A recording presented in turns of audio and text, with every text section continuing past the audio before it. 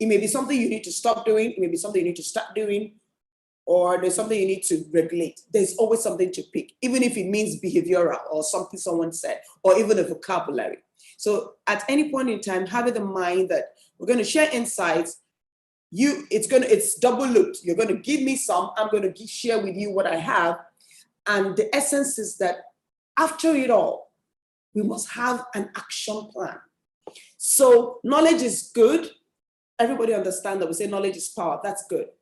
But the magic really happens when you use it to do something. So I always say knowledge is good, but application is where the magic, happens. So anytime you're in any gathering, any knowledge exchange, ensure that at the end of it, there's something you're going to be saying to yourself, going forward, this is what's going to happen, this is what will not happen, and the likes of. In that way, by the time you get to a certain time, if you reevaluate, you find that a lot has happened from just nowhere. So bear it in mind, there has to be an action plan after every session, something like this. So this is a painful reality. Our educational system is somewhat challenged. We saw during COVID, a lot of the public schools were at home. People in universities now who applied, took JAM and are about to enter their first year haven't been able to be admitted because those who were in first year prior haven't even finished their first year. Now, this is one part of the challenge. Another part of the challenge is our curriculum is bad, or not, I won't call it bad. I'll say our curriculum is not adequate to meet the challenges we're facing in this our time. This is something we have to deal with, and that's the situation we found ourselves in. There's very high unemployment rate. This is in the double digits. The last time I checked, I can't remember, I think it was 20-something%. Is really, and that is really, really high. Instability of our institutions, these are obvious to each of us, or all of us. Lack of basic infrastructure that is not helping us. So for instance, before we came into this session, we had to test, we had to be sure that the light is on. I'm working from home. I had to tell them at home, make sure you don't turn off the gen, make sure you're doing it because I'm in a presentation, I'm going to be in this presentation for another 2 hours. These are, things that in other clients you take for granted, but here we have to ensure that we put all those things in place. And these are all things that either affect the quality or our ability to deliver on certain goals. The low economic activity, of course, we understand how our economy depends greatly on oil. It's not as diversified as it should be. And so in the process, there are fewer jobs available out there for the workforce, those out of school, those wanting to change jobs as well. Imbalance in the demand and supply of labor. So we have fewer jobs with a lot of people coming out of school, high rate of population with very few jobs. So it does appear that the demand is, the jobs are low while the supply is high. So there will definitely be that disequilibrium at every point in time. We talked of the insecurity in our country. This makes us sometimes not able to take up certain job positions because of the fear we registered because of certain locations. And we can go on and on and on. Now, one of the things I want to ask, who can tell me what is common with all this? Who can tell me what you can just tell that runs through each of these points? So I can ask a question. Tolulope. I'm sorry, bear my if I don't pronounce your name very well. So I can see you. Can you? I've asked you to unmute yourself and tell me, what do you see that is running through this point? Tolu, are you there? Hi. Yes. Yes. What do you see that is running through each of these points? I can see, like the Nigerian situation. Yeah. What do you find common, or what do you think? When you see this, what comes to your mind? Anything at all? There are no right or wrong answers. The Nigerian situation and where we find ourselves today, I guess. Okay, fair enough. Can I have Jane? So I could call anyone, so be prepared.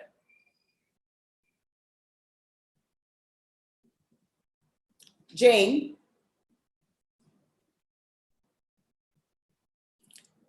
In the absence of, can I have Joshua Ukam?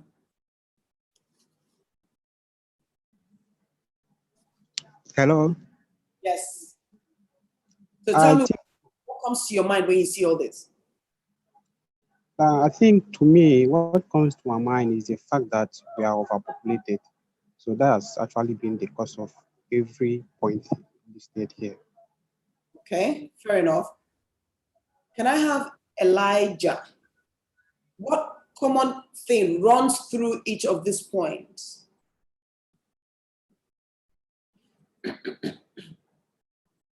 Elijah.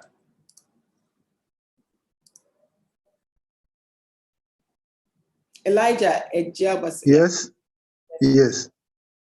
I can hear you. Okay, what comes to your mind when you hear, what common thing do you find amongst this point? I think the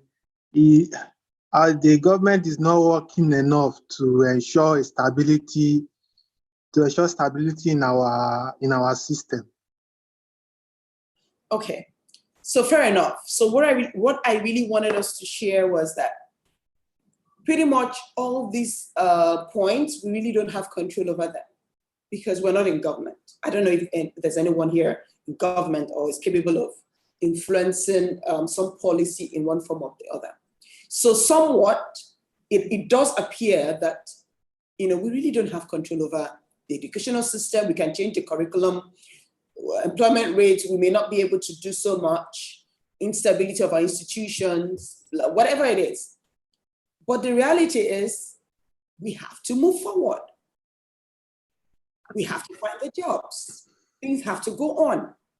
So we're not going to be bogged down with things that appear that we don't have control over. We're going to be doing those things that we have control over.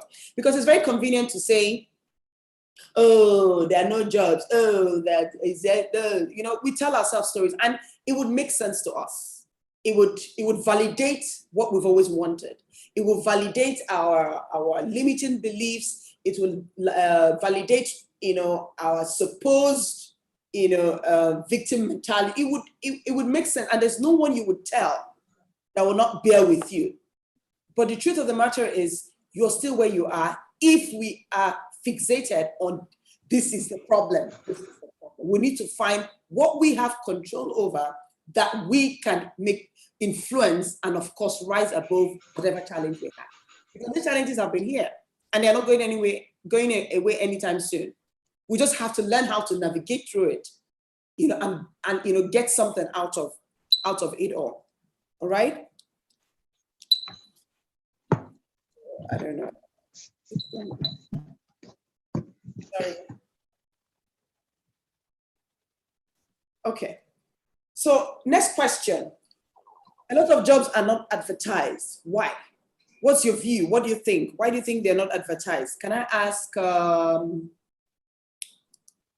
Zubi? Please let's be quick. Zubi. Unmute yourself and share your thoughts. Why do you think they're not advertised? Zubi, are you there? That's what your screen says. In the absence of Zubi, can we have Damilola? Damilola Odeyemi. Hello. Yes, please. I think because of networking, like people know. I just feel like people know someone in need of job. Like someone knows someone that needs job. So instead of advertising that kind of job, you can actually refer someone or recommend someone you know. So I think stuff like that. Okay, fair enough. Can I have Hello. Can I say something? Yeah, that's Zubi. That's Jane. Okay, Jane, yes, please. Yeah. Okay, a lot of jobs are not being advertised. Probably because of the HR will be overwhelmed as a result of the unemployment rate in the country presently. Before they have to sort through several CVs to get what they want. So what they do, probably most of them, they do referrals. So it's easier for them, or probably they advertise at the minimum, the shortest notice, maybe 1 week, 2 weeks, and they close up the advertisement because probably they've had like 100 CVs, 200, they've gotten the amount of CVs that they want. And that's Okay. my idea for now. Okay, good. Who else wants to share his or her thoughts? Can we have Chris? Chris, sorry, I don't know how to pronounce your surname. Akeneto or something like that. Chris.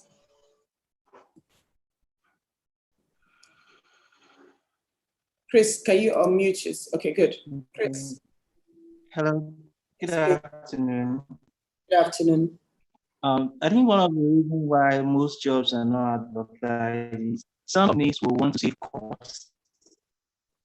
However, the rigors of advertising, they want to save costs. Okay. Go the rigors of advertising and the selection process.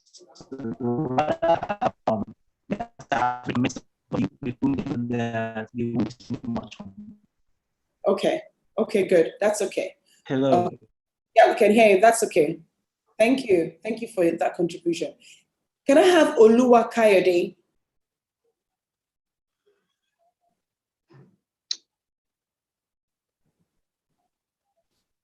Why do you think the jobs are not advertised?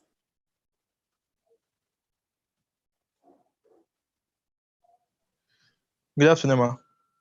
Yeah.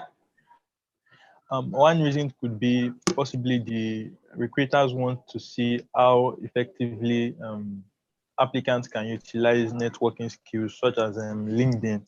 So whoever, for example, when they put a search through on a networking site such as LinkedIn and see whose profile is well updated and good, they might just want to go through that link just to encourage people to be much more active in networking. So by that, they will not put out a direct advertisement. Okay. Are you saying that recruiters now work for LinkedIn or they're there to promote? No, maybe they just decided to do that just out of the blue.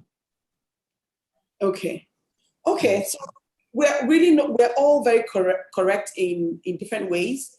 You know, the reality is that hiring managers these days, and you can't really blame anyone. In the bid to close the vacancies that they have, are very, they're very strong on trying to eliminate as many risks as possible. They want to employ someone they already know. So who has the skills, the potential, the attitude, the everything.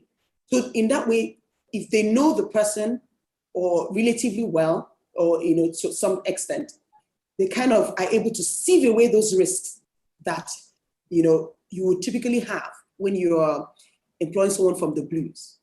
Now, we recall that we said we have a lot of unemployment rate. So you advertise for one position, you probably have to filter through several CVs to get one person. And that is the truth. Part of it, maybe the resumes are not well organized, you don't even know who you call, you put in your keywords, it brings you people, you interview that. So it takes a lot of time, sometimes to sift through several CVs. There's some roles presently we've been trying to fill since January. We haven't been able to do that. We've done some adverts. And I said to them, you know what? Just yesterday, I said to them, we're going to go to Susu place because it's a technical role.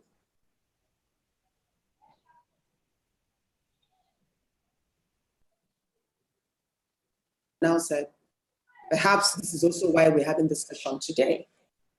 Because you have to sift through a lot of CVs. People are not as meticulous as they should be in putting their best foot forward, such that that person who's looking for you will easily find you. Yes. Online class. Can you yourself push? All right.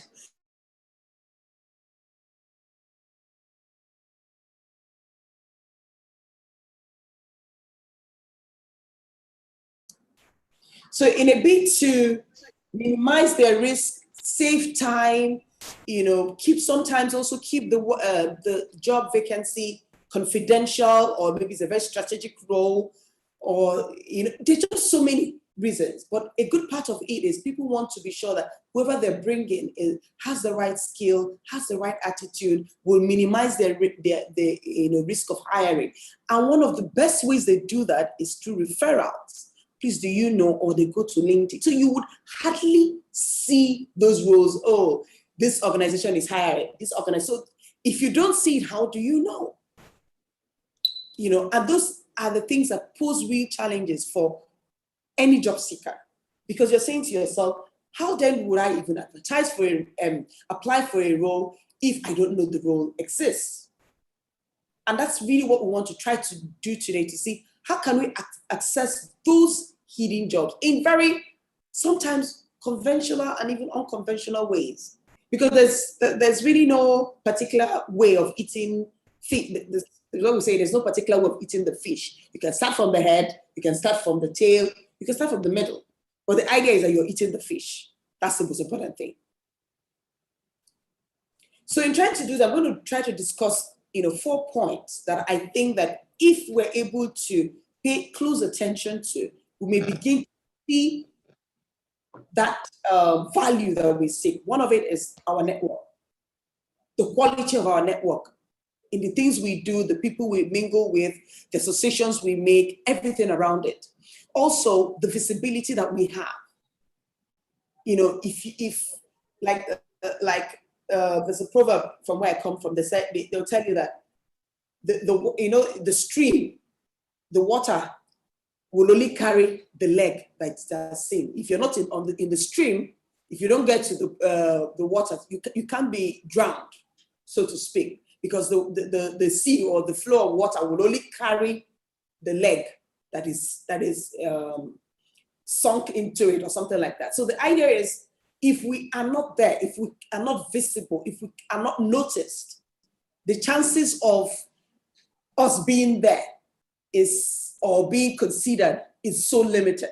If you're looking for a blue ball in a bag of red balls, chances of you finding it is very slim, because it's a bag of red balls. So if you want to look for blue balls, you would typically go to a bag that has blue, red, probably other colors, and increases your chances of finding what you're looking for. Also, we're going to look at what we call industry value chain. This is borrowed from Michael Porter of Harvard Business School, when he discussed the competitive advantage of organizations and how they create value within the organization. And then we're going to kind of narrow down to us, and that is looking at our capacity and what it is that we're doing right, what it is that we're not doing right. Okay? So now this is our network. What does it entail? Who is there? So within your social circles, within your professional circles, within your religious circles, who do you know? And what do they know you for? All right? So I always say to people, I may know you, but you don't know me.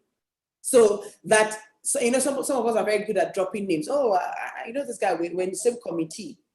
Chances are that you're in the same committee, but the guy doesn't know you for who you are or the value that you're capable of bringing. So within your religious, professional, sports, whatever circle that you find yourself in, who do you know? What's the quality of that network? What's the quality of that association that you're in? And I say this because networking is a habit, it's a lifestyle. It's not something you do when you need something. It should be something you do as a way of living,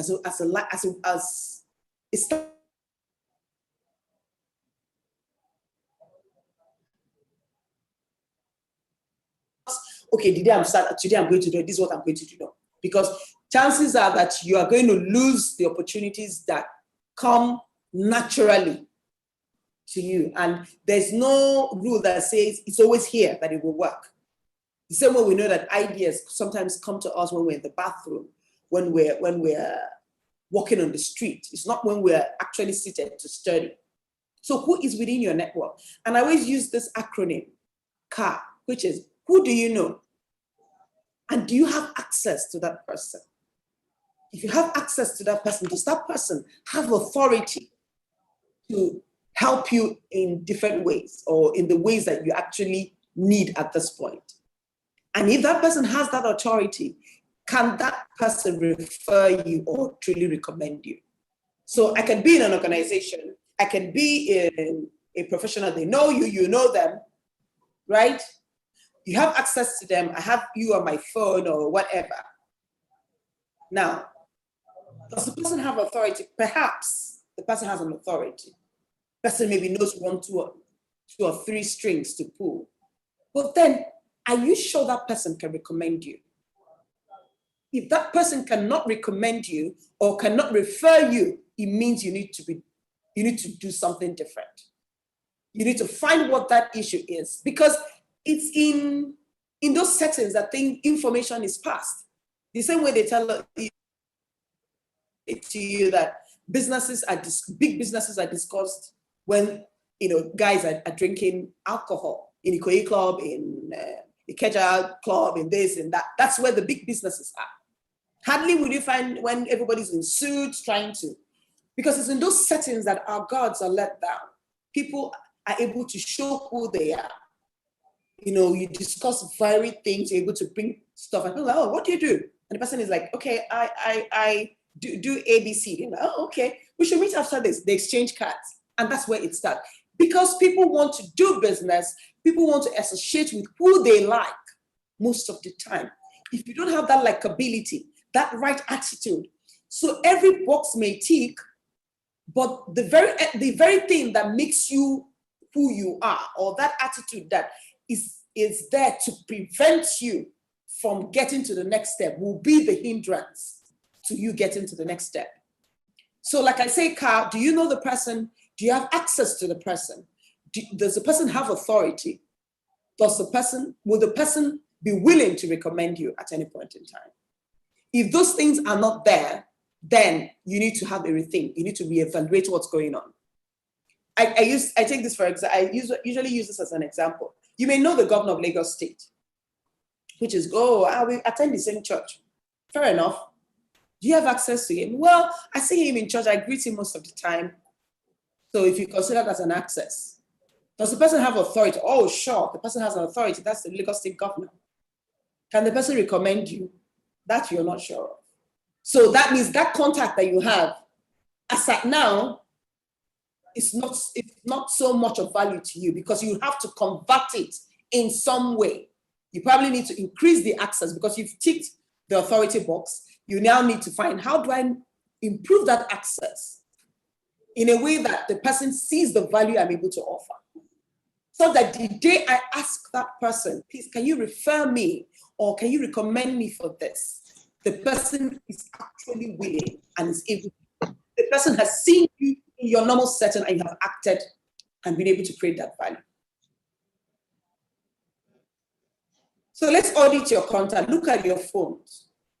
Look at the contact list that you have and ask yourself, does anybody fit into any of these rules? Does anybody there check any of these boxes?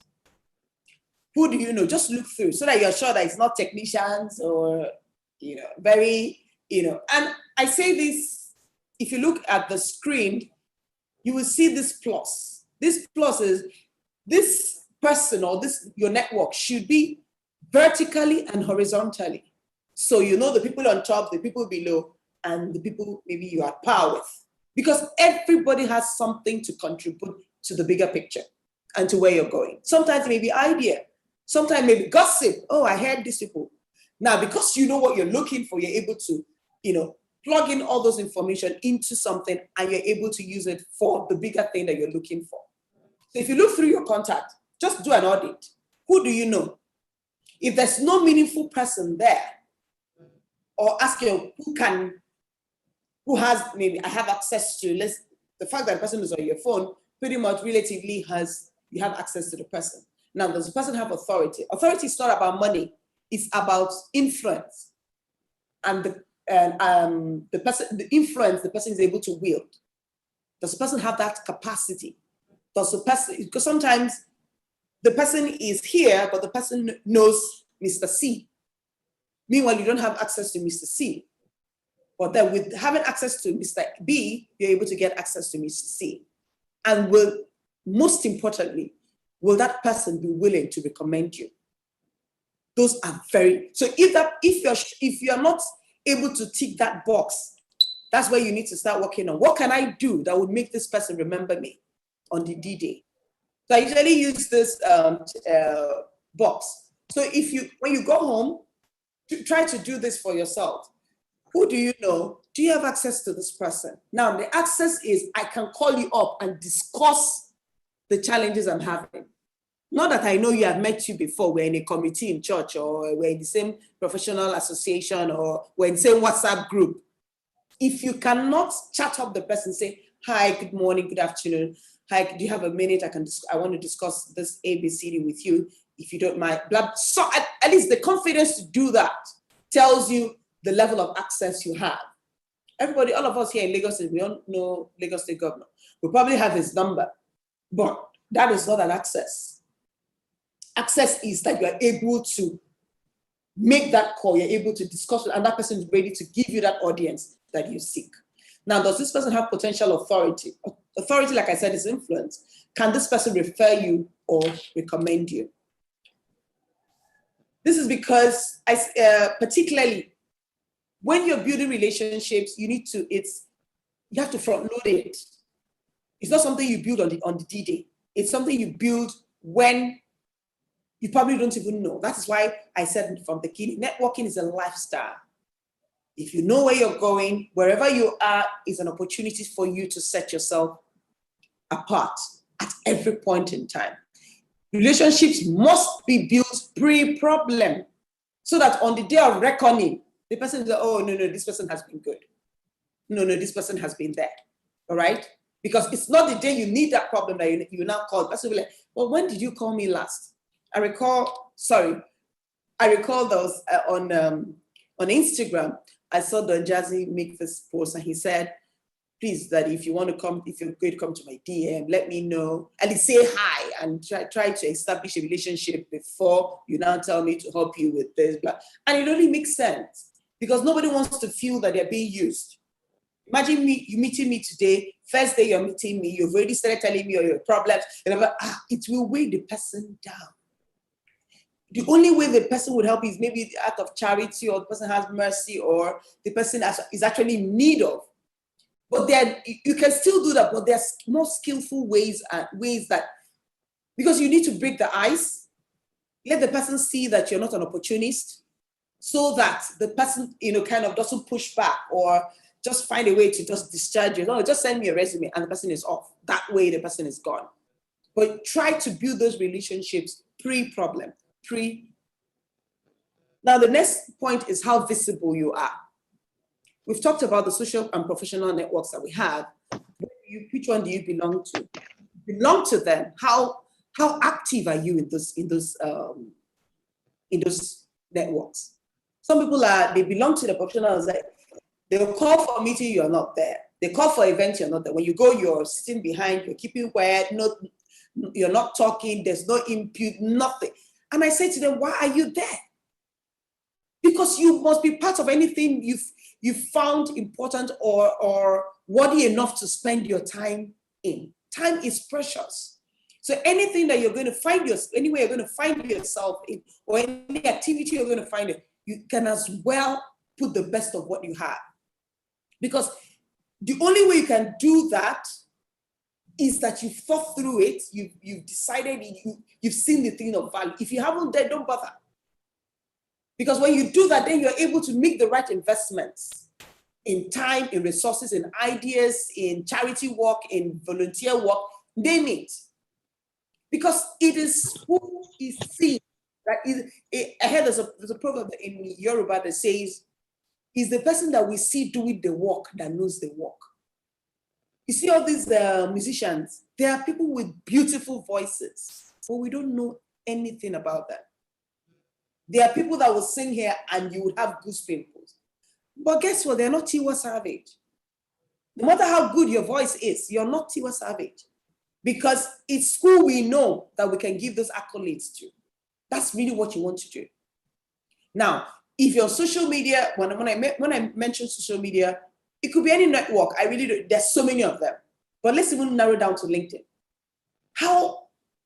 What does your page say about you? How optimized is it?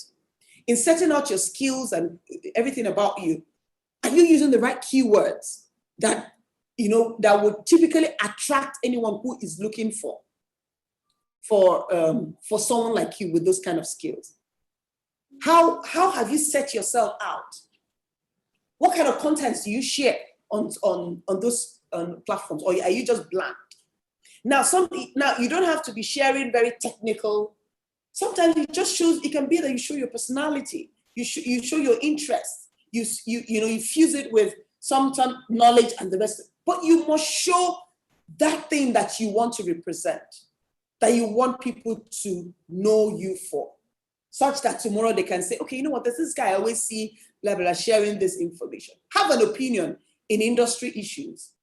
What are you saying about what's happening within the discipline that you operate in? You must have a say. You must show yourself as a thought leader, that you have an opinion, you have something, you have a voice, you have something interesting to share, you have some knowledge, you have something that may be of benefit to someone else. Those are very critical. Also in your LinkedIn, do you have people who are endorsing you? Now, because remember what we mentioned about risk, that people just don't want people that they will employ and they're not sure of their background, their orientation, what they are capable of doing, and the rest. So one of the things recommendation and endorsement does for you is it kind of takes you away from the pack. Someone is there, maybe attesting to the quality of work you do, or your work ethics, or some skill, or some job you did. And in this, sometimes this endorsement shouldn't just be when you're in a professional setting, even in your religious setting. Imagine you have an event, and maybe you volunteered, and you did a good job. Someone will and say, "Oh, well done, Jane," or "Well done, Obeyemi." That's an opportunity out there. You can approach the person. Please, are you willing to make a recommendation for me? Are you willing to make an endorsement? So if I say to you, "Oh, Jane, that was a very good thing you did. I like your team spirit, and I like the attitude you bring to work." That's a very good endorsement that shouldn't go away. Let the person, whether he was in church, the person is probably a professional person. Let the person come to your page and endorse you there and say to you, "Oh, Jane, I like your this. I like the attitude you brought to work at certain time." Those are things that an employer, a recruiter would see and say, "Oh, okay." The fact that somebody was willing to endorse you or make a recommendation or say something positive about you, it means that you are not just the ordinary kind of person. And that kind of, ticks a little box for you for that D-Day. I recall some years ago, my daughter plays piano. So in church, there was this youth group that they were doing some Christmas concert or something, Christmas end of year party or something like that. And they said they wanted her to come and play the piano in that event. So when the guy was done, I was like, "Oh, okay, thank you." I said, "Please, can she?" I said, "Okay, I'll check with her and with school." Here and then I said, "Oh, I just remember that." And I called him back. I said, "Please, can you do a proper invitation for her, stating what you want her to do and, everything, the event." And the guy did a proper letter inviting her, real nice letter. And she said to me, "What's she going to do with this?" I said, "No, you're going to keep it. Because when you're going to university, this is one of the things you're going to show them. Because we want to see who you are outside, particularly for those universities, outside, the typical academic setting. And those are sometimes what they actually use to make their decisions." We actually laminated it because I said, "No, ladies, they're not here." And she was laughing about, because of what I know, that every opportunity must be utilized. When she went, I said, anywhere you go, if it's something that requires that an invitation, tell them to do the proper invitation. Let them send it, because that is what will speak for you the day the day you would need it. Then your resume. Now, I say this particularly because this is where a challenge that we have. Now, when I say this, I always use this analogy. You know, the way when we're going for weddings, we have our gilly, we do makeup, 15,000 naira. You have the right belt, you have the right shoes, blah, blah, blah. That same way you want to be spot on, do your birds, you're sure that there's nothing hanging. That's the same way your resume should look. Very clean cut, setting out everything. Sometimes you look at the resume, you see that they have different font sizes. And then you tell me you have strong organizational skills, you have strong attention to detail. It's not true. That already tells me it's not true. If I'm hiring and I see that different fonts, things are not well arranged, and you tell me attention to detail, it's a lie. Because for the fact that your resume can't even attest to that, that tells me that my work is going to be like that. So if I'm hiring, there's no way I am considering that. There are so many talented people there. There are so many people that have the skill experience. Why would I label myself with someone whose resume is not well set? You need to find how to set out your resume in ways that someone will say, I want to see this person. Using the right words, the right nouns, showing your accomplishments, showing what you have done, even if you don't have an experience, even if you're out of school, showing what the potential you have, what you're capable of doing can make that difference. How you set it out. The volunteer works you have done in church, at home, personally, wherever. Those are your accolades. Why are they not there? Sometimes you're interviewing someone, the person says, "Oh, this is not my update. This CV is not updated." Then why did you send it? You must put your best foot forward at every point in time. If you're sending a resume, sometimes someone sends a resume and they'll just send it. No. Please find out, or just something body of the email of the work of the mail that would attach nothing. It shows a lot more about that person. And then we're complaining about hidden jobs. The point is that you have applied for an open job, but you haven't been called because of something you have control over. Now, what contact moves have you made? Sometimes it doesn't hurt to approach the hire or the organization personally or making cold calls.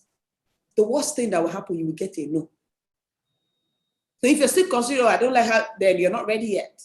The worst that will happen, the worst case scenario, you get a no, we're not hiring.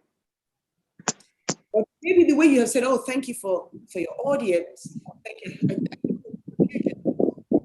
That may be what will make that difference. And the person will say, let me speak to that person again. Because the work is not going to come to your room, sitting down there. There has to be actions you're going to perform. Remember what we said, the jobs are limited. The ones that are available are not even advertised. So how do I make myself available, improve my visibility? Now, we always bring this rule, the 6 degrees of separation rule. Sometimes they call it 6 handshake rule. That you're 6 people away from the person you're looking for. And that is, in fact, 6 people or less than who you're looking for. That is why any setting you are in is an opportunity for you to get what you're looking for. Be it on the road, the car spoils and you are there and you're trying to settle the people. You don't know who is there. You don't know who can say, thank you, Oga, you really helped me. And then you can strike up a conversation. Because, okay, you know what? I cannot help you, but I know someone who can. That is a rule of the thumb. Anywhere you are is an opportunity for you to improve your visibility at all costs. In what you say, in how you are, in what you do, and what you're willing to do. The volunteer work, the services you're able to render. Sometimes also people say, okay, go for conferences, trade shows of your industry. Yes, sometimes even if they're expensive, but those are the investments you need to make. Now, you may not have the money to go for those shows, but if you volunteer, you may find yourself in there. Volunteer to be part of the organizers or something. But you must think outside the box. You must ask yourself, what can I do differently? What are others not doing that I can do that will make that difference?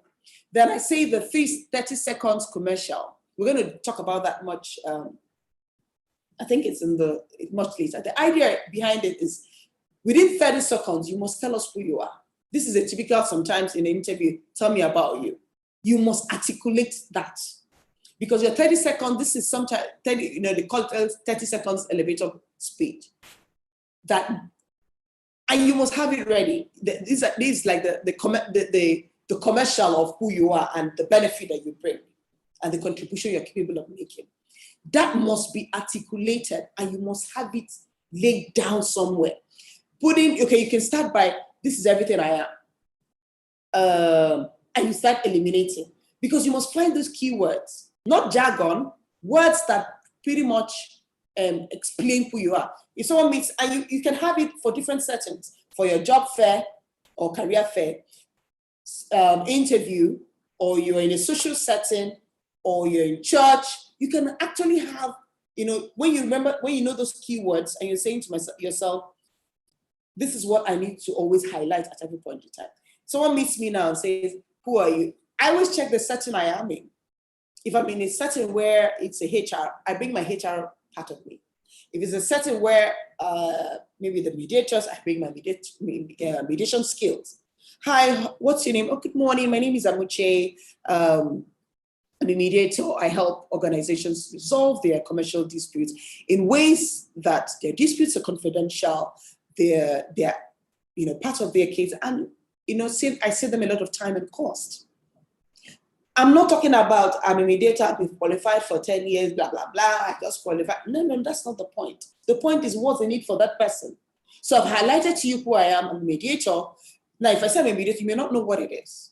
So I can go further to say, I'm a mediator, I help organizations resolve their workplace dispute or their commercial dispute through a process called mediation. And one of the beauties about mediation is that your dispute is confidential, you save time, you save cost, and you really have control over the dispute, the outcome, because it's really party driven. I'm just there to ensure that you get the two parties discuss and have a mutually beneficial settlement. And that's my role, really. And that's it. I've closed the conversation. If I just say I'm a lawyer, 10 years of experience, they say, oh, okay, that's interesting. And the person ends it there. You want the person to go away with an image of you, something about you at every point in time. You're in a career fair, you're in an interview. These are different points. So developing it is an intentional and deliberate process that you must engage in to ensure that it's done. And then the contact, connect, and nurture relationships. This is, this is like the lifeblood of it all. You have to be present to be counted. You have to reach out in different ways. And one of the first ways to break that ice is your personality, who you are as a person. Anywhere you are, you must be willing to smile, show enthusiasm, bring in a lot of energy. Those are things that someone will easily notice, first of all. And then if you now have something to give, something substantial, that makes, that's even an icing on the cake. All right, so you must be willing to connect, make investments in people, use your time. It's not about taking, it's about giving first. You what they call emotional bank accounts. Make deposits in those accounts because the day it would come, the day it will be of use. Sometimes there's some people we see and we're like, people always come, are always there for this person. It's because the person has, made deposits on those days, on previous days. So on that day, these people are ready to stick out their neck. They're ready to recommend them. They're ready to refer them or even let them know, I hear these people are. Because sometimes you see someone, and that's when you remember something. I can have a conversation with you. I have an opening, but nothing comes. I don't remember it in my conversation with you. Maybe because there's nothing we're discussing or the value that you bring, nothing of it has made or has made me or would make me remember you or connect you with what I'm talking about or the opening. But there's some people you see, you just click. Oh yeah, I heard that. And that's it. Those are those relationships. Those are those things you have built over time. You pay it forward. You put it out there.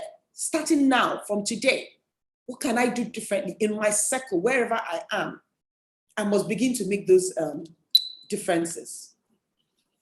I don't know. Are we still together? If we're still together, can I have a thumbs up? Yeah. Okay. So because we're still together. Yeah, because relationships, they obey the law of the farm. What we call the law of the Stephen Covey calls the law of the farm. You can't plant today and reap today. You're going to plant, you're going to nurture it, you're going to water it, you're going to weed before you finally have the harvest. So you must ask yourself, what seed am I sowing today? In my professional circle, in my religious circle, in my leisure circle, in my estate circle, in my friendship circle, any circle that you have found yourself wanting to be in, what seed are you sowing in those places? Are you showing yourself as a resource person? Are you showing yourself as an accountable person? Are you showing yourself as someone responsible enough to handle briefs or assignments? If you're not doing that, nobody's referring you anywhere. So you can know the big names, drop the big name, but they never would refer you or count you as, oh, this is who I should be talking with. I once had a relative who was roommates one of the governors. They were roommates while in high school. And each I would say, how can you be a roommate to a governor? Meanwhile, there's nothing coming. And I said to the person, is the value he has shown the guy. He has not shown him that I can be of value to him. So he may just dash him small money, but that's not where the action is. The action is, if I'm an architect, if I'm a lawyer, if I'm a teacher, whatever area, then that person should be able to help add value to your administration.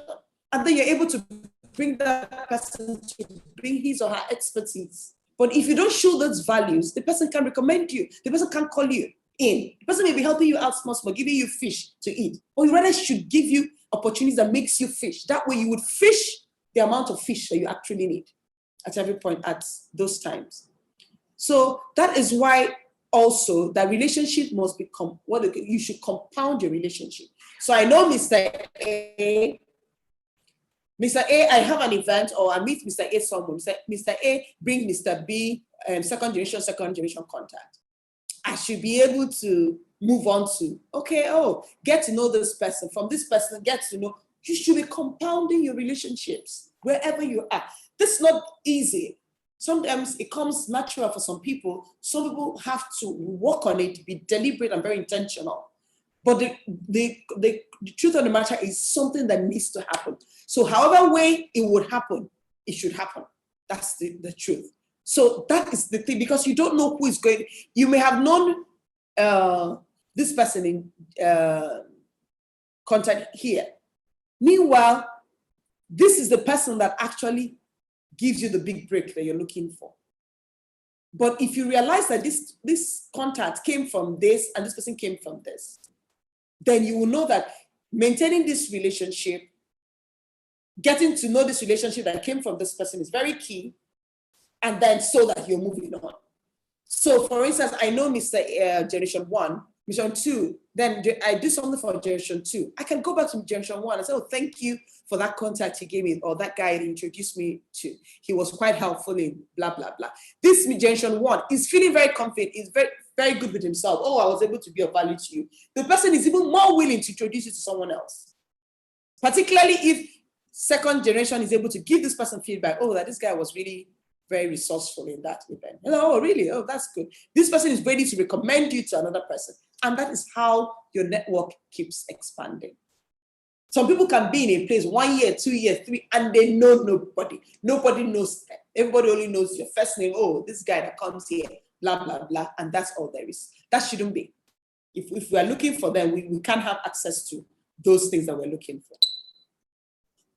Okay, so I have a short video for us to watch, and this kind of pretty much summarizes everything that you are not going to ascend in any organization without a sponsor. It is the critical relationship in your career. There's not one evaluative process that I can think of, whether it's in academia, healthcare, financial services, not one that does not have a human element. There is a measure of subjectivity in who is presenting your case, in what they say, and how they interpret any objective data that you might have. You need to make sure that that person who is speaking, that sponsor, has your best interest at heart and has the power to get it, whatever it is for you, to get it done behind closed doors.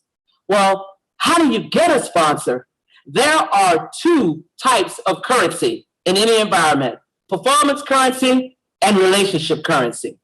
And performance currency is the currency that is generated by your delivering that which was asked of you and a little bit extra. Strong performance currency raises your level of visibility in the environment such that a sponsor may be attracted to you. Relationship currency is the currency that is generated by the investments that you make in the people in your environment.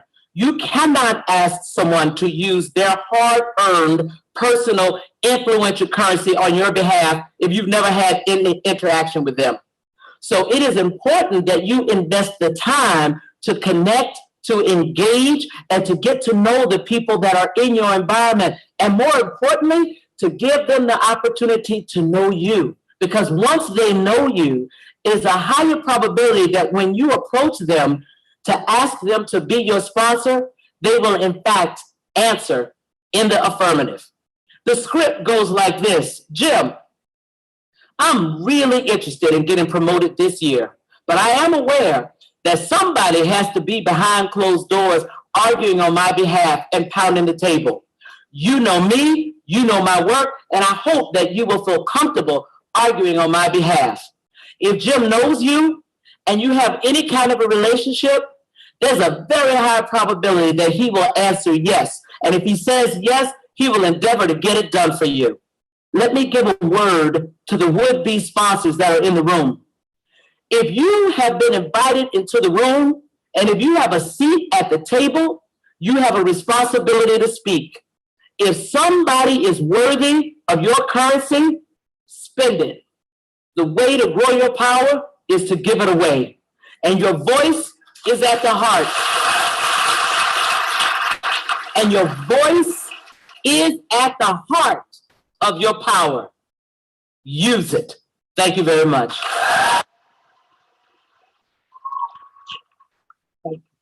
Okay, so I think this really summarizes the whole thing. You know, relationships. Wherever you are is a platform for nurturing that relationship for the cause that you want to you're pursuing, for that thing that you're looking for. Aside even looking for a job, you know, it's really about who you know. And now, who you know, when we used to say that, people always say, "Oh, I don't have access to the big names." Or no, that Gates man, the MD's secretary, that the cleaner who knows everybody can tell you, "No, you know what? Don't come on Tuesdays, come on Thursdays." That's when they usually do these things, and that's it. You come there you're there at the right time, at the right day, and you're meeting the right people. So we must spread ourselves. Come out of the comfort zone. There's nothing that grows there. Step out. You have to do something differently. Differently for you to find that thing that you're looking for. So, sorry, this isn't clear a little. Now, this is the value chain analysis by Michael Porter of Harvard Business School. Now, I'm bringing this here just to highlight a point. Now, so where the real gist is not what I'm here about, even though they're somewhat related. But the idea is that that in every industry, in every company, in every institution, there are several operations or activities that all combine to produce the value that the customer is willing to pay for, which is what we see in maybe margin or profit or whatever it is, whatever value in product or in services. Now, before that is produced, or the service or the product, there's so many activities that combine, and each of them is a value that is being created. It's an activity, it's a job, it's a this. Now, these are different points of creating value, and these are different points of opportunities. More often than not, we're all fixated in the frontliners or the places where people will see us, because it's usually the more visible work, the more visible area to focus on. But if you look behind the scene, there are so many little, value creation points. How about going to those areas? The same way in the everybody's going, you meet someone before now, that used to be the order of the day. Someone comes up from school, where do you want to work? Oh, I want to work in Shell. I want to work in Shell. I want to work in Schlumberger. Because those are the industries that we see. But there are private organizations that sell these big people. There are private organizations in different industries that offer value that we don't know. If we take example for a house, recently I was doing a construction in my house and to repair something, and we were doing some lighting, and I just said to the architect, I said, this light was not here 5 years ago. The guy said, oh, madam, you've not seen that. He started giving me history of where this light started from, from LED to this, to that. He now mentioned to me that there's this rubber, that he knows the person who imports this rubber, that if I tell you what this guy. Meanwhile, if we were all looking for jobs, we would look for the architect, the interior designer in this, that. Because those are the video ones. Those are the low-hanging that are available. But behind the scene, there are so many opportunities out there that you can take advantage of. It now requires us to go back to say, in this industry I operate in, where are the different pathways of creating value, different points? Which one most suits me? Which one can I start off with in preparation to that big one that I'm looking for? Which one can I volunteer in and keep building my skill? Perhaps improving my visibility for the big roles. Some of us want to land only on this. You don't have a job. You want to land the big job, the white collar job, the one that there's AC in the room. Yeah, but there's so many people looking for it. So what are you now going to do differently to get there? Maybe in those roles, you have two positions. Then everybody is scouting for that one. Meanwhile, there are several out there behind the scenes, all creating value, all giving you that legal tender that you're looking for, giving you also an experience that you probably need for that big one that you're looking for. So we must always, whatever industry that you are in, or whatever skill set that you ask yourself, even if it's not your industry, your typical industry, but there are services needed in those areas. Where can I pitch my tent? So let's stop looking for the obvious jobs. Let's find where are all. So if you look at an area, do an analysis and ask yourself, where is that? What are those behind the scene jobs that are available, that are pretty much not obvious, but I can plug in? Sometimes even the employer doesn't even know that he needs that role or that thing can be done for them. So it's in your conversation, in your bringing your value, in bringing the aspects that what you can do differently, that the person is like, oh, okay, let's consider this. And that's it. So let's, remember what I said about my shifts. We need to have a shift in how we have done things before, such that if we do things differently, then we can expect a different, outcome.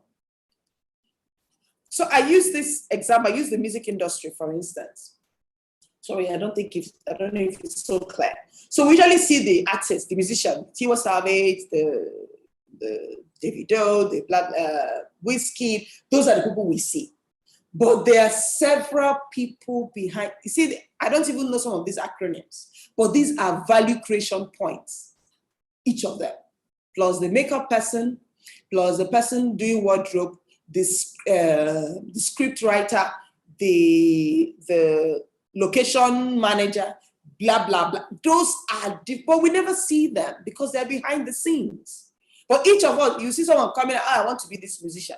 Meanwhile, you don't have the capacity, you don't have the skill, you don't have this. Even in movie making, there are people that do waka pass. It's from waka pass. They now know a producer. Tomorrow, the producer says, okay, let me give you this role to handle, and this is how it starts. So we can't start from the beginning wanting that the very massive, the biggest of it. Let us start from small and keep moving. Because sometimes it's one break, just one little job that you need, and that person sees you. I have a relative who was working in a bank and moved to another bank, and it was just that move. In fact, it wasn't just the move, it was a presentation that she did. And the MD of the bank was in that presentation. She was actually, in fact, her direct report was there. And after her presentation, the MD was like, that was a very good analysis, something like that. And the manager said, she has tendered her resignation. And that changed the game. Instantly, the MD said, no, you're in front of everybody, you're not resigning. See me after this meeting. And it was after that she had the opportunity to do the real negotiation. In fact, when we talk about, she said to me that she was only able to do when she read, there's this book, How Women Rise, by Sally, I think Hansen or something like that. I can't remember the author. So I had read the book and I sent it to her and I said to her, there's so many ideas she shares that in fact, she's talked about 12 rules. Even me, I consider myself to have broken all the 12 rules. So I'm not even where I'm not even where I think I am. That's what we laughed over it.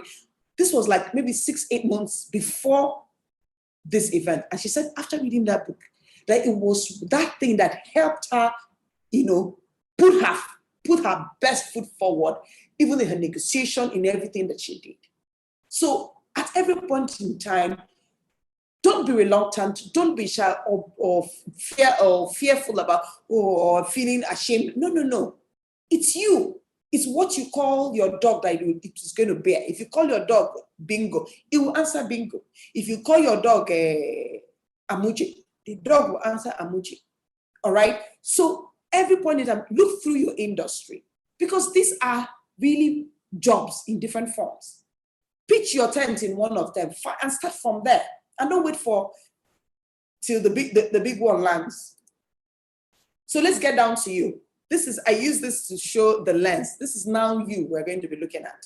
We want to now, do an audit of you, try to, put you on the hot seat to see how then can we make that difference going forward. And my pillars are in trying to build that capacity, your belief system. This is pretty much an audit. Now, most of us some people are very pessimistic. There's no way, it's not working. That I come from a very, my family is not, I don't come from a rich background. Who is going to help me? Who is that, blah, blah, blah. Yes, those are your realities. But you can make that difference. Remember what I said when I mentioned those points of unemployment, institutions? I said those ones are not within our control 100%, but these ones are. And I usually like to start with things that we have control over. Because when you conquer those ones, then the big ones probably may not be as effective as they would have been if if you didn't do anything for yourself. Because I can't change the interest rates. I can't change whether there's light in the country or not and all that. But I can change my cost items. I can improve my cost of operation efficiency. I can try to reduce cost. I can try to make sure that every resource that I have is channeled to where the maximum value will be obtained. Those are within my control. The same thing about your belief, which is your convictions your commitments, what you hold as true for yourself. What is that thing that is guiding your thoughts, your feelings, your behavior, the way you make decisions? What are those superstitious things you believe? Oh, there's this person in my village that said nobody in my family will progress, and that's what is happening. Excuse me, if that person had those authorities, that person would be in the White House. Or go and tell the person to predict the lottery. Let us win those betting things. If that person had those authorities, meanwhile, the person telling you this is in abject poverty. You think that person wants that poverty. So let's not accord authority to things that actually are important. Nobody's holding you down. You're the one holding yourself down. You're the one allowing those limiting beliefs to take control over you. If you choose to do and say, I'm going to step out, I'm going to try this, I'm going to try A, B, C, D, you may begin to see little changes. At least it's a progress. You may not get to where you are first day, but at least you would have made that progress. And this also goes to that audit of who you are. What are those skills? What you stand for as a person. What makes you unique? What's your purpose? What's your why for service? If you want to operate in an industry, what is your reason for doing it? Now, there's some places, so we are affected by COVID. Now, those nurses are in a hospital treating COVID patients. It's no joke, because the person knows I can be infected and I can die. Meanwhile, they are still showing up every other day. Those are not mere things. Most of us, if we hear that, in fact, we don't even talk to someone when they say a person has COVID, let alone I'm here treating the person on a daily basis. But their why for service is probably what compels them to go to work every other day. They believe that they're achieving a bigger purpose, they're achieving something greater than themselves. So that awareness, because this awareness of self is what will hold you on in days that things are difficult. This is what will improve your commitments. This is what will make you stand under the sun even when you don't need to. This is what will make you volunteer for a task that is exerting a lot of pressure on you, but because you're doing it for a higher purpose, maybe some existential reasons, or that you know where you're going to, or you're doing it for a future job that you're doing. This will make that difference. So your knowledge, skills, and attitude, these are no-brainers. This is where you are. What do you need to learn differently? What do you need to know to operate in that industry? For instance, every other year, you should be adding something. There's so many free courses out there. You can learn something. Today is no longer the time for anyone giving an excuse, I don't know how to do something. You're just a click away. Google is your friend.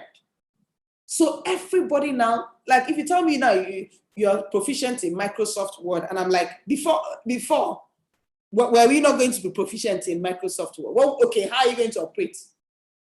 If you're not going to, so those, if you're in an interview and you say you're proficient in Microsoft Word, Excel, and I'm like, yeah, it's like telling me you're breathing.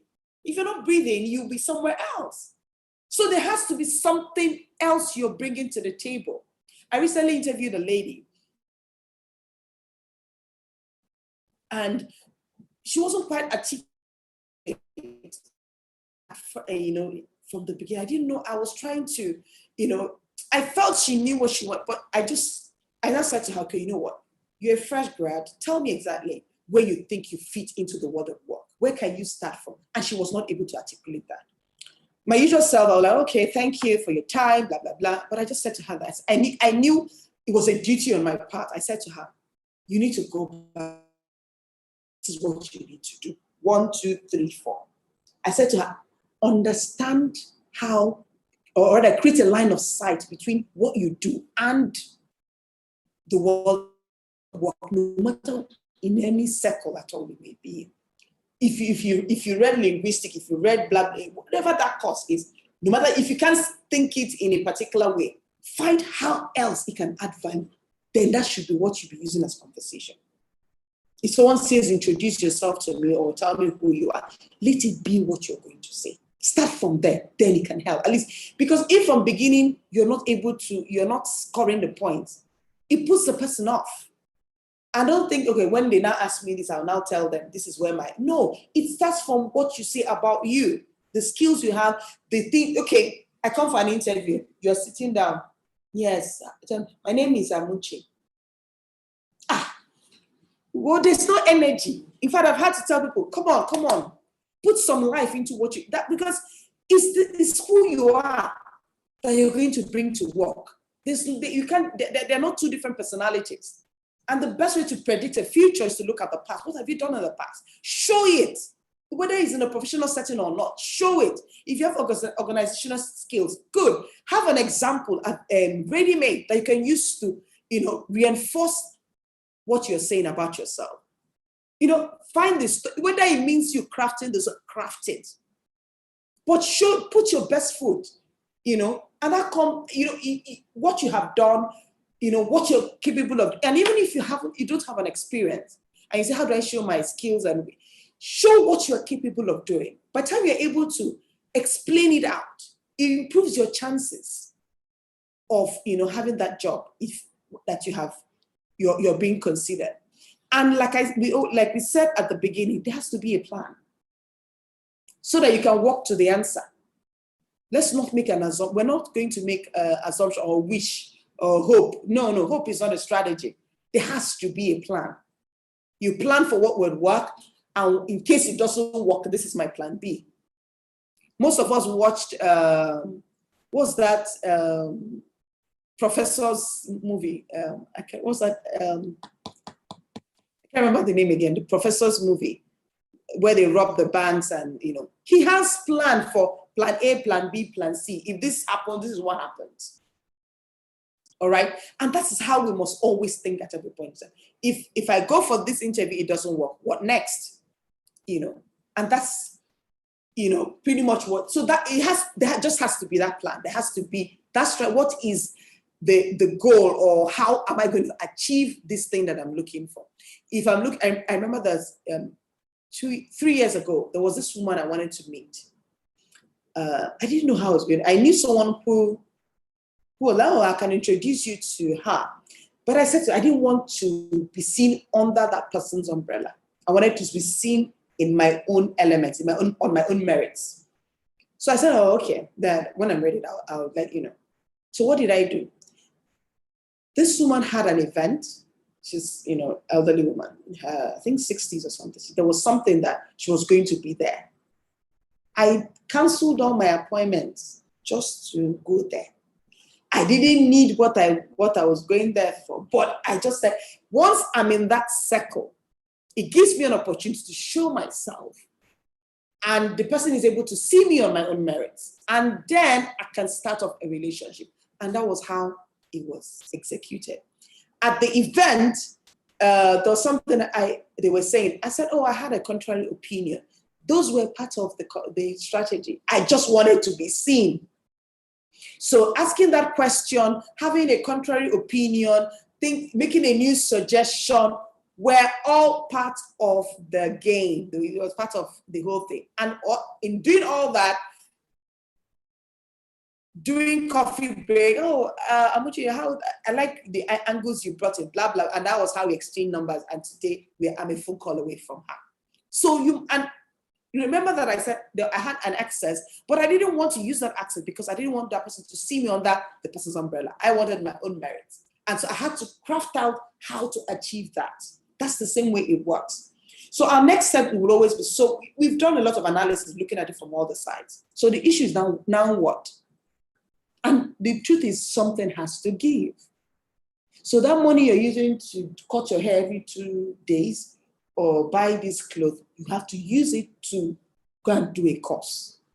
Show yourself out there, help out something, be somewhere, because you are working towards the bigger picture that you're looking for.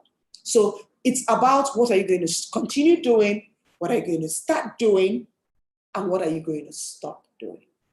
Any activity now that is not going to get you to where you're going to has to be reevaluated. Should it be on the table or should it be taken away? That's the truth of the matter. It's difficult sometimes to give away some of those are pleasures and those are, lifestyles. But how much do you want what you're looking for? Because how much you want it is how much or how much investment you're willing to make in what it is that you're doing. I always use sports as an example. Serena is looking for her 24th title. Now, if before the Australian Open, she played for the other, what they call it, Yeri Cup or something. At quarterfinals, she said she had an arm, blah, blah, blah. In my own evaluation, I knew it was part of the game, which is play some matches, win it, and then prepare yourself, gauge yourself, and plan for the big one. Now, she's coming to the big one. She knows that she already knows where she has challenges with, which is the pace. She's a 39-year-old woman playing with people that are in their 20s. When she won her first Grand Slam, these people were not yet born. Some of them were not yet born. So it can't. Your pace at 20 cannot be your same pace at 39, and that is the truth. No matter how skillful you are, and if you watch those games, those people are playing at the corners where she can't pace. So she knows that her serves and her returns have to be spot on. And if you watch her games all through, that's where she has, kind of hinged all her her successes on. And that's the same thing we need to do. You need to evaluate where you are. What are the barriers that I have? And ask yourself, what can I do? What would I need to stop, continue, start doing? Who do I need to connect with that would make that difference? And this is where I come to the group activity we're going to have. So we're going to be split into, I don't know if we have any questions before we get there, but what I want us to do is have a group session, maybe divide us into 4. Each group will have the activity they're going to do. How do I? Okay. So, am I still here? Are we still together? Yes.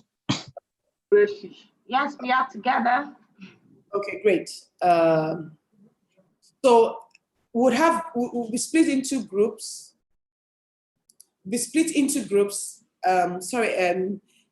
Knowledge Exchange Center, please, you can do that. Split into 4 groups, and each group so that we ensure that we're able to treat all of it.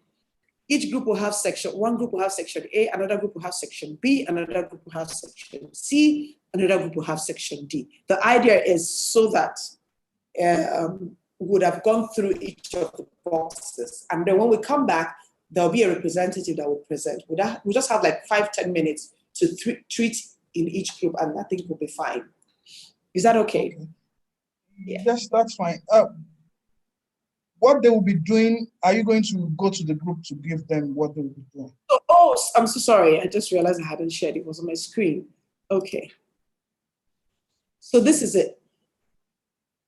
So this is what we're going to, this is it. So the strength, group A would do the strength analysis. Just evaluate. Now, we all know what your goals must be smart, measurable. Can you maximize it, please, so that they can see it? Okay. Can we say it? I can put it in the chat box as well, if that would help. Can we see it now? It's clear. Okay, great. Yeah. I can put it in the chat box as well so that we can all have it.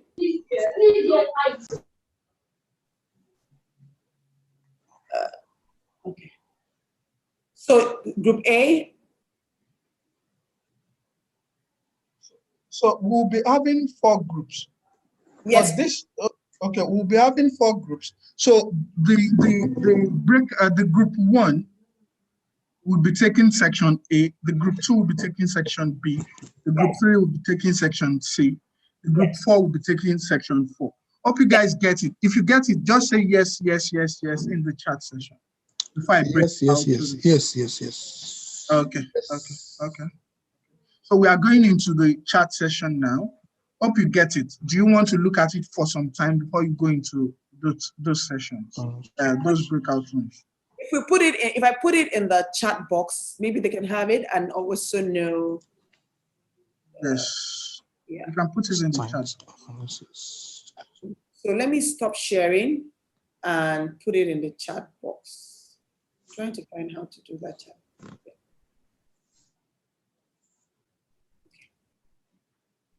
Touch it.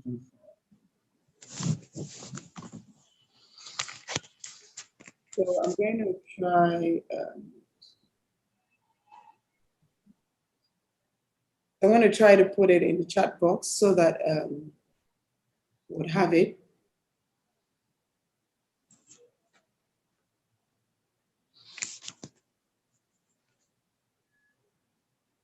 Okay. Okay, so it's in the chat box. So group one will take A, B, C, D, and that's it. So let's give you guys 1 or 2 minutes to view the document, right? So you guys can view the good document before you go into the breakout session, so you know exactly what you are doing once you get into the breakout session. So just to reiterate one more time, if you are in group one, if you are in breakout session 1, so you are taking section A. If you are in breakout session 2, you are taking section B. If you are in breakout session 3, you are taking section C. If you are in breakout session 4, you are taking section D. Hope that is well understood. Hello. I think it's self-explanatory. So. Okay. So let's go into the breakout session. You will automatically find yourself in different breakout sessions now. Would I be able to move around the group? Yes, you will. But I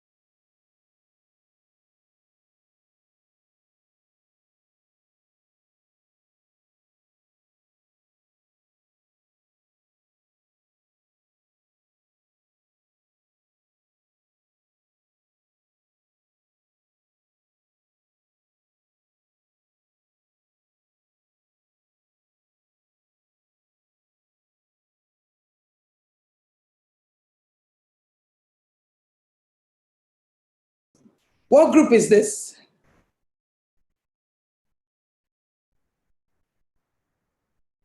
This is main section.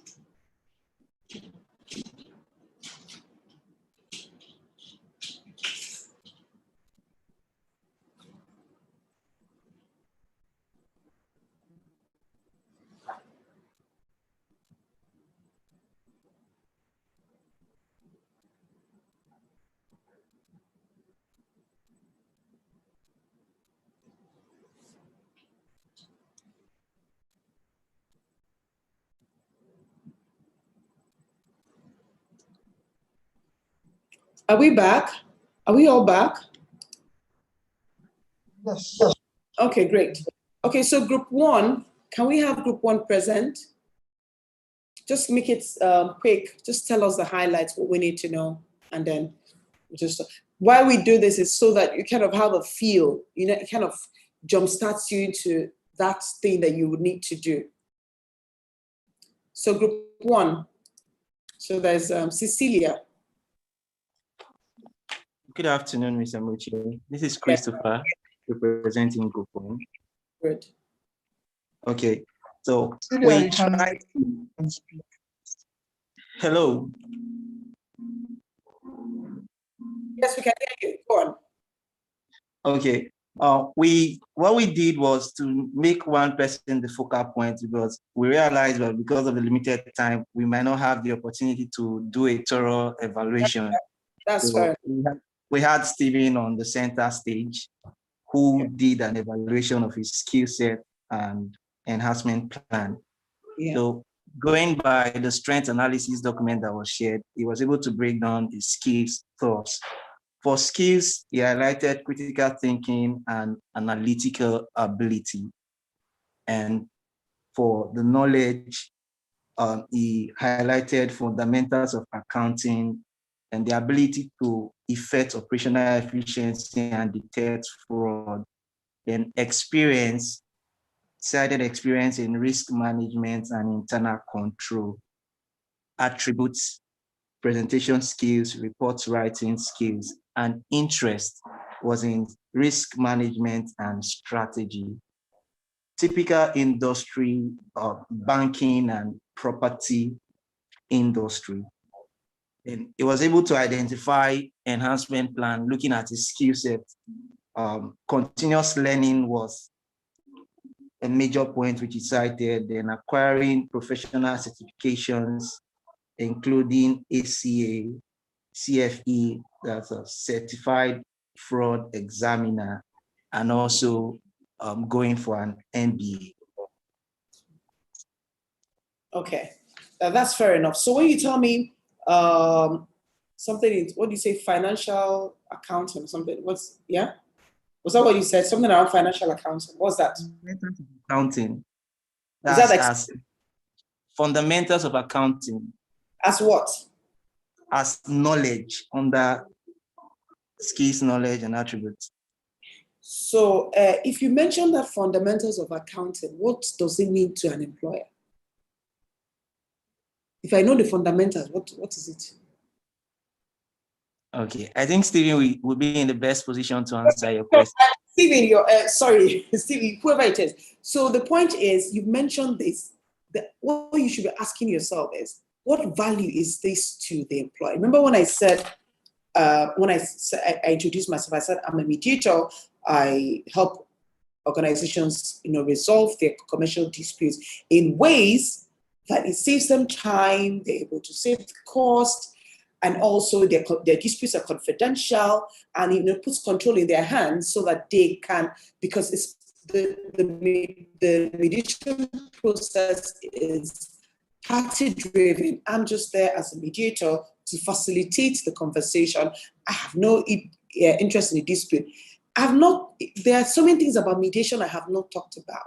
So it's really not about me. So when you talk about fundamentals of accounting, you must explain it from what's in need for that employer. You must be able to articulate it. What value, where is it needed? Because if you have this understanding, then in an interview and also on your CV, you are able to put it out there, the value it brings. If I say I'm a salesperson, and maybe one of my experience is sales, I must be able to show that within that I'm able to close deals, I'm able to improve the return on investment by 20%. I have done that in product services where I have a database of people I meet with who I can easily bring into the work. So the person is saying, oh, okay, this person has reaches 70% of his target every other time. He has a network. He says he has a flair for selling and that he sells every time. But okay, let me even hear him. Show accomplishment, show what you have done, show area that is in. So if in a typical sales, what does the employer want? The person wants who can close deals, someone who would build customer relationships, someone who's going to reduce costs, someone who's going to improve the visibility of it, is able to travel. So imagine you're saying, I in my sales, and I travel at quick notice, that I at the slightest opportunity in order to close a deal. So as an employer, I'm saying to myself, this one can carry his box from work straight to Abuja to make a presentation to close a deal. I don't even have to talk too much. So those are, always ask yourself, what's in it for the employer, for that person? Because when you achieve that person's goal, your own is achieved. Work is not carrying paper. Unless that's their work, there's such administrative, even in the administrative work, you can, there's the part that, okay, maybe that every file, every document is always filed, or that you're able to retrieve documents, you proofread letters, you're able to keep up with appointments, you're able to follow up with, what is that thing the employer always wants? That's where you must always articulate all that. I hope that helps. To the next person, next group, group B, barrier analysis. So we have a few minutes. Barrier analysis, group B.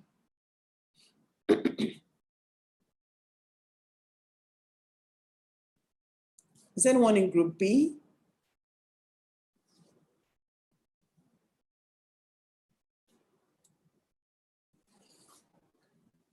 Group B. I don't know who's in group B. I don't know, Knowledge Exchange Center. Can you find who was in group? Okay. Anyone in group B that would have to represent their group? For group B, we had Jacinta, we had Zubi, we had Zainab Badru. Okay, so please, can someone redeem? This is what we're talking about. So in a setting like this, you're not enthusiastic, you're not showing yourself, you never know where it would count.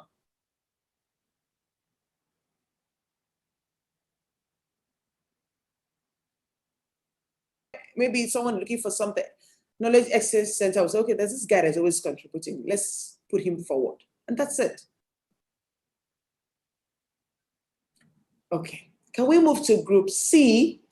Okay, in group C, we had Abiodun Busola, we had Adiola Olokpa, we had Adiyemi, we have Akajio, Daniel Chinedu, we had Cecilia.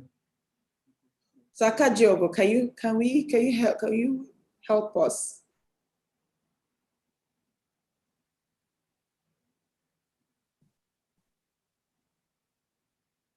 I understand also there was nobody in group D, the people that were contributing. So let me just help out. Yes. All right. Sorry, we had some major problems in group C, and we're not able to complete that. So just continue, just do what you did. All right. I and Daniel we're trying to brainstorm on the problems, should I say the goals. Mm-hmm. That would be the description of the goals to be done and the resources needed and the due date for the accomplishment goals that has been set, and to show the status of the goals if it was accomplished or not. But because of the time frame, because we got the question pretty late, I'm sorry about that, I'm unable to. No, it's okay. Okay, so let's just do a round up. So the idea now, this also tells us how we listen and we don't go back, because this is where the magic happens, isn't actually what you do with the knowledge that makes the difference. That is why someone who has a plan but is not intelligent will probably do better, because action is what gets it done. Not thoughts, not wishes, not hope. No, it's what you do eventually. So that is why usually in school, people that do so well, and then when they come out of school, they're not doing so. They say, oh, that school is not important. It's not that.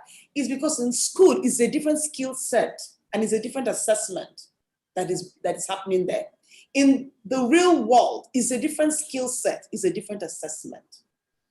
There's some nexus between the two of them in terms of, the attitudes, the abilities, perseverance, focus, grit, perseverance, patience, and all that. But then in the real world, it requires using what you now have to solve a problem, which is what people sometimes, that's where the gap usually happens.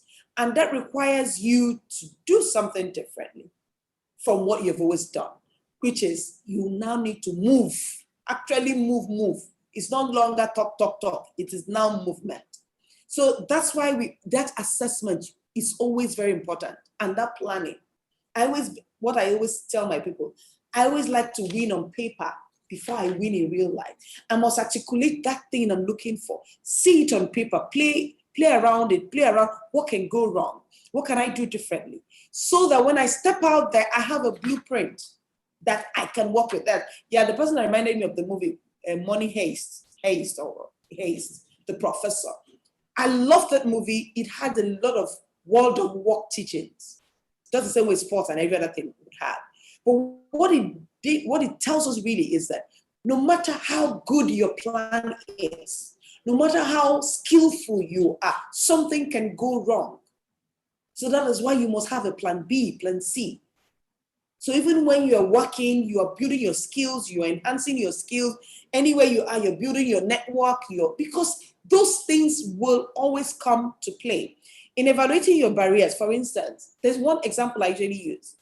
Most of us are starters, we're not finishers. We never finish. We start the project, we finish. We decide what we've done. We start. So if you understand that as a challenge, you know that finishing is the challenge. It's not about skill, it's not about that you're not intelligent or this, blah, blah. It's that you are not able to follow it through to the final conclusion. Then if you do that, what that will tell you is you must hold yourself accountable, or get someone who's going to hold you accountable. Maybe an accountability partner or somebody that would ensure that you finish at any project that you are on. And those are, and like I said, your 30 seconds commercial, that is very key. It kind of gives you a jump start into what you're looking for, and puts you apart in a setting, in a career fair, in any way you find yourself. Those are things, because the idea is two things: the quality of your contact, you as a person, because sometimes you may have that opportunity and you blow it because you are not ready. So the quality of your contact, you as a person, the capacity of who you are and everything that comes with you, and also the industry that you operate in, how the values or the potentials or the opportunities that you must see. Today, let us make it as a point of duty to articulate all this. If your LinkedIn page is not active, make it active. Start off your resume, go back, do the research, find the right resumes and edit it, and have it ready for different areas. Some people have different resumes for different places. I don't even have a problem with that. But you must be doing something, And then at the end of it, we all pray for, bless the work of our hands, and of course, help us achieve our objective. So I hope I was able to help someone today. So that's the end of I don't know if there's any question I can answer, but I don't think there should be, because this is a self-explanatory. Okay. Okay. All right. So thank you very much for the teachings. I've really learned a lot. But I want to draw your attention. Maybe perhaps I didn't join on time. Like, what are the real strategies to find out about the hidden jobs, as in just jobs that are not actually advertised? How do one approach these jobs? No, I didn't start from onset. I was perhaps, I think, 45 minutes late or something. I'm sorry about that. I apologize. Yeah. So even if you join in, so we this This is like telling us to start from the beginning. So we started by saying that some of these jobs are not advertised. We wanted to know why are they not even advertised in the first place. Yes, yes. Able to put together that part of it is people are looking for referrals. Why are they looking for referrals? They just want to cut the time. Right? They need to find a new, get somebody in. Some also want to reduce the risks of hiring someone they don't know and all that. Save time. The resumes are so many, so they don't even bother. So it bothers on referrals, connections, people want to just quickly, oh, you know someone, and let the person come in and all that. And we narrowed it down, so okay, how can we now, if we understand referrals, risks, and unavailable jobs also are part of why we think that those jobs are not advertised. And then what did we say? We said, let us improve our network. Wherever you are, you must having the right network up vertically and horizontally, knowing who the power centers are, who has that influence. Mention someone who has the knowledge, who has access, who have as authority, and who can recommend us. And how can we do that? By the things we do, the values we give out anywhere we are. And also we said also look at the industries and find out where are those behind the scene jobs that are really to take advantage of. And I think those things are where the opportunities are. Most of the time we're focused on the ones that we can see without looking behind that. There's a makeup artist in a typical movie. There's worker pass, there's somebody who's doing wardrobe, there's someone who's doing lighting, there's someone who is doing all that. And those are value creation points. And those are pretty much opportunities we can take advantage of. And then we set up, then let us have a plan so that you can work towards that plan to achieve your goal. So there's really no plug and play. So this is why it is. The real reason why I give an example that I've been trying to hire for one role, is a technical role, and we've put all the things out. Now, nothing significant has come out. And I said to them, can we get an engineer who's going to refer us to those people? Okay. So it still bothers to, because if you're in a circle, it's like telling me now you're looking for a mediator. I'll probably provide you a mediator because I'm in that circle. It's in the space we are not going to see advert, we're looking for a mediator out there. No. People would really refer, please, that's why they use consulting firms, because they have a pool of different skill sets that they can easily pick out there, and you will not see those adverts. In fact, sometimes when you see those adverts, they're like, that's the last resort that they have. So you must put yourself in the middle of where things are happening. Be part of your industry, part of anywhere you.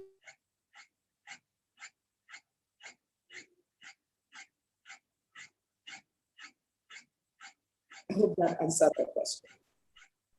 Oh, okay, very, very well, very well. Thank you very much. Thank you. So I think we've come to the end. We've shot it by almost 7 minutes.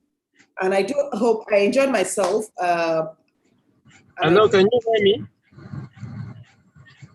Sorry?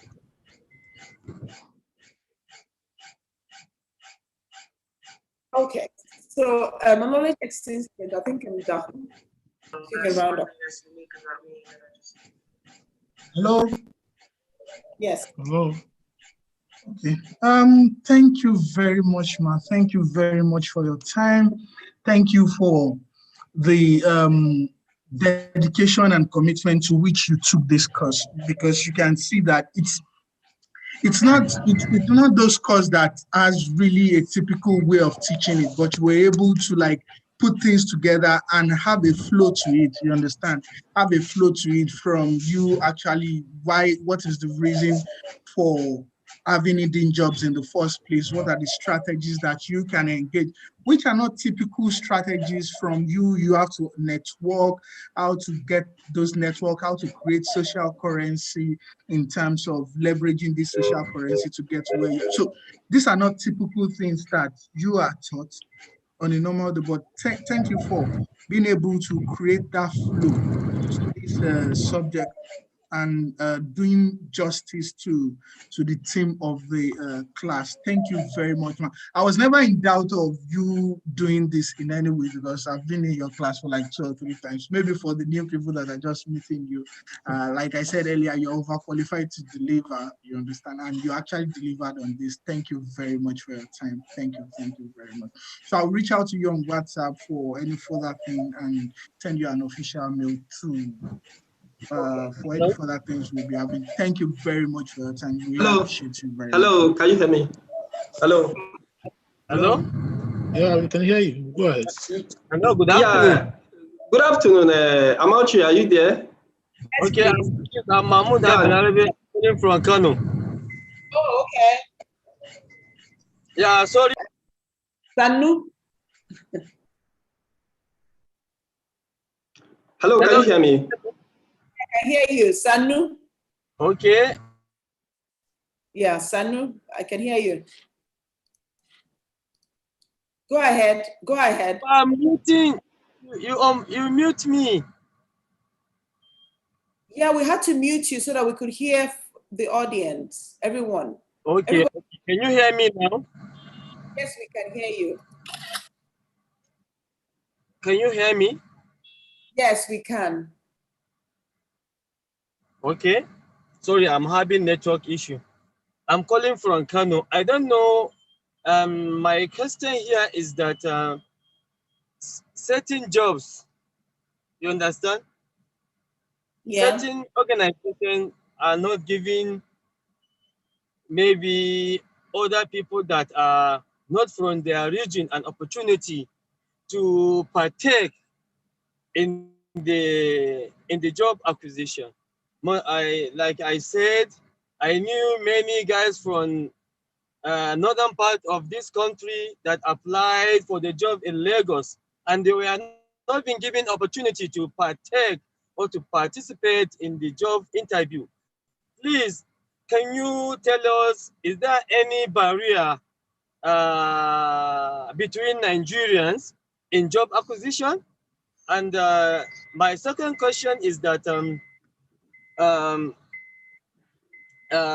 despite the said unity among Nigerians, still some organization actors did not permit other people to, to display their talent when it comes to job acquisition. I remember I applied for a job recently. After selection, I went for an oral interview. Hello, are you with me? Yes, I am. Yeah, I went for the oral interview, and I was selected. After having selected, and I was told to come on Wednesday. On Wednesday, I was there, and the person in charge was not around. I waited for more than 1 or 2 hours because the time given to me was 1, and I was there some minutes to 12. After a long waiting, I was told that I'm sorry, they can't take me, and I don't even know the reason. And I asked one of the secretary there. I tried to ask her what is happening. She said they don't take other tribe. And this is one of the biggest company in Nigeria. You understand? So though it's a one-man business, but I'm not happy the way Amana things are going in this country. Please, what is the way out? Thank you so much. I'm Mahmoud Ibanareve, calling from Kano. Okay. Thank you for your question, and thank you for that. Was quite that's quite with so much passion. You said it with so much passion. So the truth is that we're in a country where a lot of things are happening. I'm not in government. I don't represent government, and I don't have influence over government. So there's so many things. If it's a government establishment, if it's not, or the tribal things, there are just so many things going on. But this is my belief. It can be a barrier for you, which is, you feel that it's by your tribe, blah, blah, blah. They're not taking a tribe, but that's not the only employer. So maybe for them, they have now, even though I wouldn't consider that professional, it's not maybe ethical. There's a lot of discrimination, that attached to it. this is our country. There's so many things that are so unregulated, and there's really nothing we can do about it. Till we have all those things in place, then we can begin to say this is how we practice. So if it's a one-man business, however unprofessional it is, we can't force him or her to act in a certain way. But this is my belief always, that I want my skills to speak for me. For what I do should speak for me, not the surname that I have or the tribe that I have. I also know that if I'm an employer and I know that it's someone from Idoma that has this skill and I will deliver this my work, I'm sure I will not be biased by tribe. So sometimes it may come across as this, but don't be defeated based on that. It can be a barrier. Some people maybe choose not to hire a certain kind of people from this certain region. It may be it's unprofessional, it's a little discriminatory. But then you want to do what you have control over. Remember when we mentioned all those points, we said, this is government, this is policy. We don't want to be fixated on that. We want to do things we have control over. And that's what I really want to rely on. So for me as a person, if I'm a job seeker, and that's the way I want you to view it, if this place doesn't, let it be your skill that is speaking for you, not your tribe. If they say they're not employing someone from that tribe, that's fine, go somewhere else. But keep your skill set, your knowledge, your accomplishments, what you can do, your potential, the accolade, let it be the placard that you have, so that that right organization who is hiring for skill would find you. I don't know if that helps you. Yeah, thank you very much, Amaochi. Can you hear me? Yes, I can. Okay, this is Agogo Akporido, the Executive Secretary of KEC. Yeah, how are you? Thank you. I'm doing so great. Thank you so much. I was part of your session throughout, from beginning to end, and I must say, the things that you shared were highly valuable. Even I personally had to learn myself, and I've taken note of some of the things that I should apply, because one of the dangers in what we do is that there's this assumption that we deliver training, so I don't need, I've seen this training over and over again. That kind of temptation always happens. But I've learned to keep an open mind. And I noticed that whenever, even if I've gone through this training over and over again, there's always something new to learn. And I've learned a lot from your training. And we quite appreciate the fact that each time we call upon you, you are always ready to dish out your best. From all the feedback we have had so far in all your training, every participant has consistently been able to give very positive feedback. I would quite appreciate your commitment towards helping the unemployed graduate. Really appreciate this. Thank you so much. Thank you. Thank you for this, and do have a blessed week. And we'll give you feedback on what the participants have said. I'm sure you want to see some of those feedback as usual. Yeah. I'll get better. We need to always have that feedback so that you improve on things that you didn't do well. Yeah. Thank you so much. I quite appreciate your busy, taking out time from your busy schedule. And for everyone out there, please, I just want to encourage you as much as possible. The recording will be available so that we can go back and listen to them over and over again. But in order to get the recording, please kindly ensure that you complete your feedback form. The link has been posted on the chat, the chat section of this Zoom. So you will do well to complete the feedback, and automatically you are going to get a link to the recording so that you can listen again and be able to put it into practice. Remember, Amachi said, knowledge is not enough. It is what you do with the knowledge that counts. So it is very important that you put this into practice. I would recommend that you should put it in practice within the next 24 hours. We always say this: if you go for a training or an event no matter how excited or powerful the event is, if you don't apply it in the next 24 hours, you are going to lose everything. So you need to do, no matter how small, take the most, no matter how tiny the action is, start taking the right action so that you can get value for your time here. We also want to use, even as we close now, we also want to use this opportunity to practice what we have just had. And specifically, we are going to put in, that is, have some form of networking. So put in your name if you want to network with anybody. Just put in just 3 things: your name, your skill, your name, your.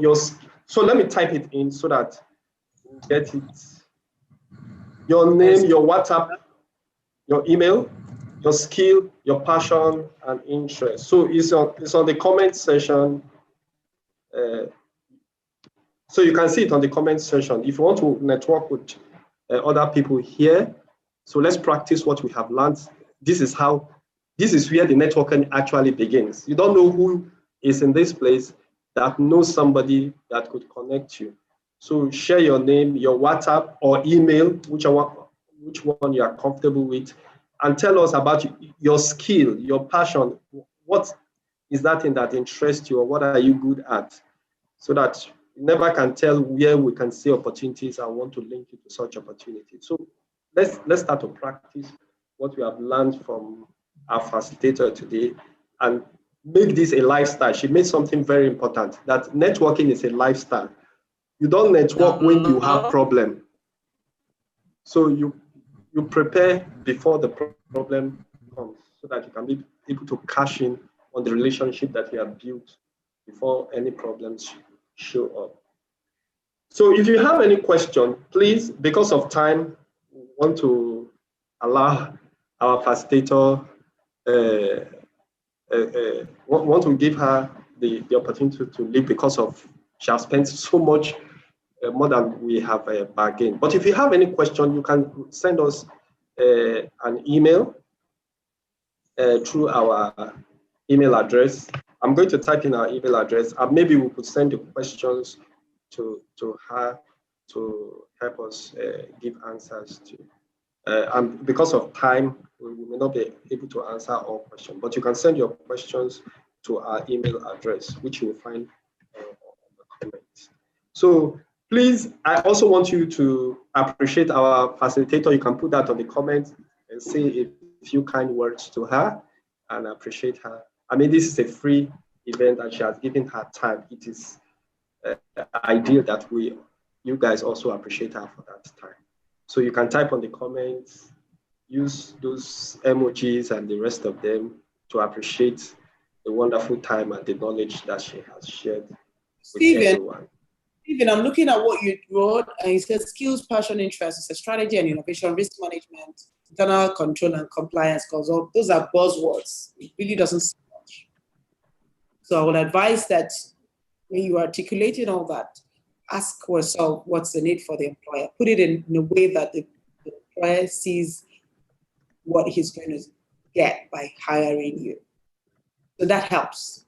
So these are okay, but because a lot of people are doing this, set yourself apart. So if I say risk management, so if I wanted to talk, it was my skill set or my area of expertise, I could, just thinking on top of my head, I can just say that I help organizations reduce what kind of risk? Is it human? Is it material? What kind of risk? Is it insurance risk? Whatever, name it. Say I help organizations reduce their people risk by ensuring that the people I hire are blah, blah, blah, blah, blah. I do extra check to ensure that I reduce the risk, something around those angles. That way, the person can see how the value you're actually going to bring in if you were employed. I just thought to add that. Sorry, can I leave now? Yes, sir. Yeah, I can leave now, right? Yes, you can. All right, thank you for having me. Thank you for your time. Okay, everyone, that is the end of the training for today. Kindly fill the feedback form if you want to have access to the video recording and probably the slides for today. So if you fill the feedback form, we'll send you the video recording and the slides that were used for today. So for the feedback form, I'm typing it in again on the chat session so you can have access to it. Some people were complaining about the link, but I checked there and the link was working perfectly okay. Probably it's your network. So fill the feedback form if you want access to the video recording. Thank you very much for everyone coming here. This is the end of this training session and one of the employability series. Like I said earlier, the Knowledge Exchange Center is a non-profit organization looking to solve unemployment issues in Nigeria by targeting fresh graduates with employability skills to recruit them for the world of work. So we have other programs like the career workshop, like the GAP network that we use in trying to address our focal area. So the employability series is just this program that gives tips, insights that can help you navigate the job market. Hope you were able to enjoy today's class and hope you'll be joining us some other time once we post the other program. Thank you very much for your time. Have a wonderful day.